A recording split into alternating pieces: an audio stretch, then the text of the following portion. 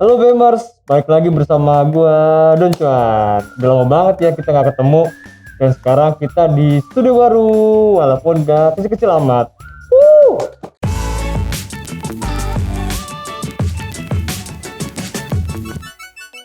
Kayaknya bener-bener udah lama ya Bemers, gua nggak muncul di YouTube-nya Bisnis Muda. Lanjut ke pembahasan. Oh ya Bemers, yang udah mulai investasi di pasar modal, pasti udah denger dong yang namanya right issue. Nah hari ini gue mau bahas nih soal apa itu right issue. Right issue nih sering dikenal dengan sebutan memesan efek terlebih dahulu atau HMETD.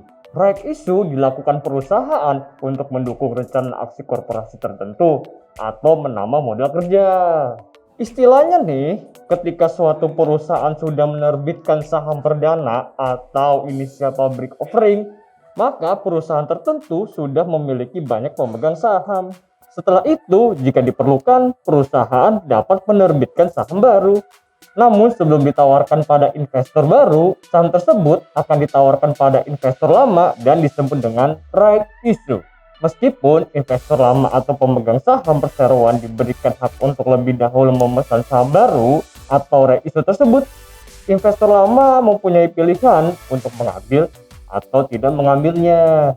Right issue ini memiliki dua jenis dalam menawarkan kepada pemegang saham lainnya.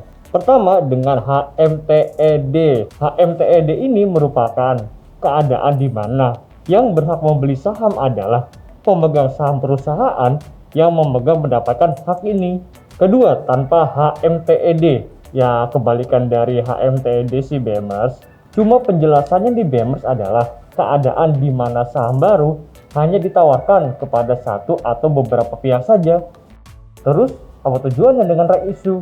Jika dilihat dari sisi perusahaan, right issue bertujuan untuk meningkatkan modal perusahaan yang digunakan dalam rangka meningkatkan jumlah produksi atau investasi perusahaan, atau bisa juga menjadi modal untuk membayar utang perusahaan yang telah jatuh tempo.